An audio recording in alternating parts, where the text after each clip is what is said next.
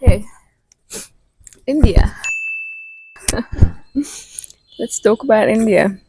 It's kind of funny to think that like when arrived here or like when I was coming here, I had this pre-assumption that like I remember like googling in Delhi like which areas I should not go to that are not safe and which part should I avoid, and I was like desperately trying to book a laptop insurance separately from my insurance just to be sure that my laptop, if it gets stolen, it can be replaced.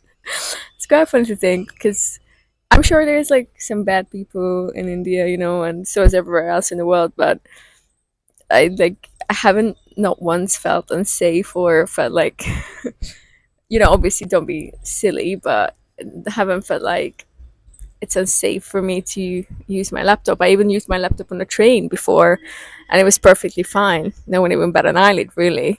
So that's just something to keep in mind. But anyway, so I arrived in Delhi, and Delhi in general was I would say the sketchiest place, just because that was the only place I met some sketchy people per se. And then ever since then, ever since Delhi, everyone's just been the loveliest humans. Like it's so nice. And even in Delhi, like it's not like they were scary in any way. It was more that just the fact that everyone was trying to make money, and they try to lure you into some of these schemes. I guess one of which is if they're trying to sell you a train ticket, take you to a tourist office. That's a scam. Just don't go. Or like even if they take you, just say you don't want anything. Because even I fell for that because I was talking to this guy and then he was like, "Oh, I'll take you to the shop and show you around." I was like, "Cool," and then he was like, "Oh." And then he was like really good at it, like really trying to sell me these things. And he took me to the tourist office, and I was like, "Oh, so this is a scam." But it didn't feel like any dangerous. I was just like, "Oh, okay, this is a scam." And I was like, "Okay, no, thank you, bye." I just walked out. So just know, be aware, be wary of it. There's a restaurant that I went to every day in Delhi called the Everest Cafe, and so because I went there every day, that was kind of my like safety place in Delhi, being so new to India. And I got to know the owner and the people there, and everyone was like, I became friends with them after like a week because I stayed there for like 8 days and I ate there literally every day for like twice a day. And then by the time you become friends with people and you trust them a bit more, and because I have serious trust issues, but that's my own problem, I guess. So there, like, I met a lot of lovely people, and one of the like two advice I've got that I found like really helpful, one was that in India it takes time to be friends with someone. So that just because someone's friendly, it doesn't mean that you are friends now and you should go to places that they want to take you. But I think it takes a skill to distinguish. When you're here, you can genuinely tell the genuinely lovely people because there are so many of them, and the ones that are just fake nice to you, like asking about like your life and like just fake nice, trying to sell you something. There are also some genuinely lovely people have the biggest hearts, and even if they have nothing, they want to what they want to help you and they want to give you things, which is just crazy to me. And then a second thing that they told me is that people sometimes, especially in Delhi, because I genuinely haven't experienced any of these since Delhi. It was only in Delhi where there were some sketchy people. Like in Delhi, they maybe try to tell you their life story. They can't feed their children if you don't buy these certain things from them, which isn't going to be true. And they try to make you feel bad as someone like me who wants to help everybody. I always, that's how they can get me. I'm like, oh my god, I really need to help. The advice I've got was if they if they're not making a profit on it, they won't sell it to you anyway. So always try to bargain. But in general, uh, Delhi is very hectic. It's like a big city vibe, like bit like London. I use the metro a lot, and everyone just gets on with their life. It's not like nobody really gives two shits about you, to be honest. They just get on about their day, and that's it, really. And then when you go to tourist attractions, everybody wants to take a picture with you, but nowhere else really. I haven't experienced it other places. Oh my god, the flies! They would come up to you, and but they also tourists, like Indian tourists. They just love taking selfies, and also if it's like kids or families, I always say yes. But otherwise, or I would say kindly decline. Delhi is also a bit crazy, but also very beautiful. Like Humayun's tomb was absolutely stunning, and then when you go to these tourist places, um, the garden around it is done so nicely. But yeah, it's a lot of people. But also when Akshardam, that was the other one.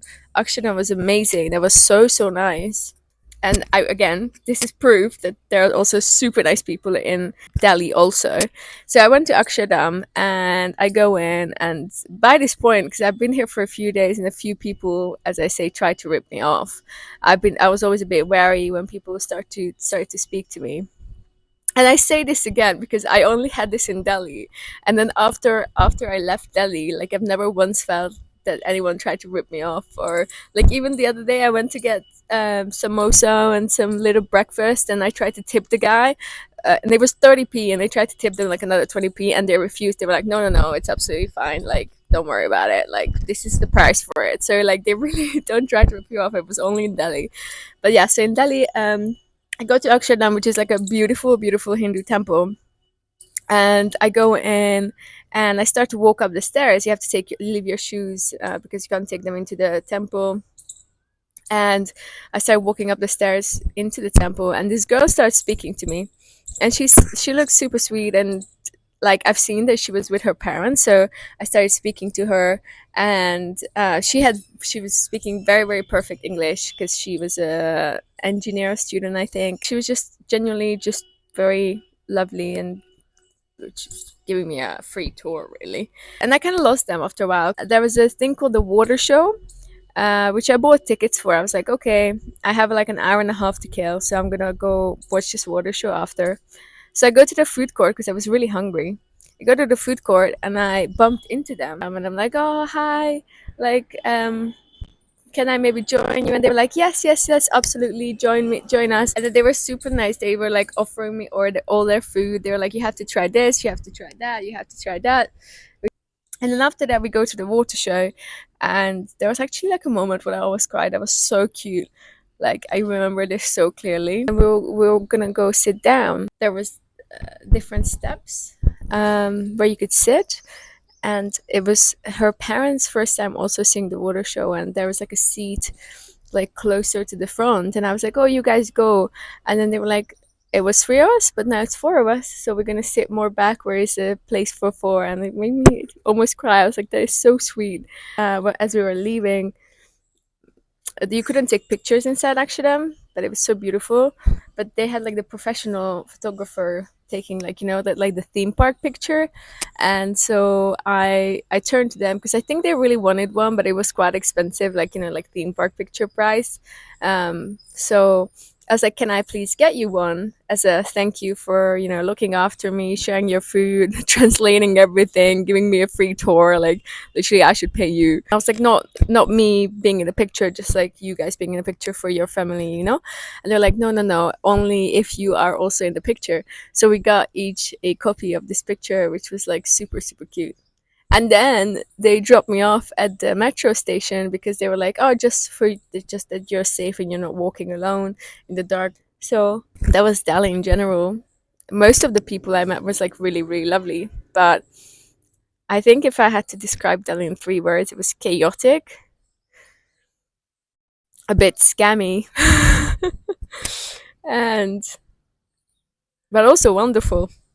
Join me for another episode where I tell you about Jaipur and how I met the king of Jaipur, and I got invited to City Palace, and my life took a bit of a crazy turn before I ended up back here into reality in Khajuraho. Okay, bye.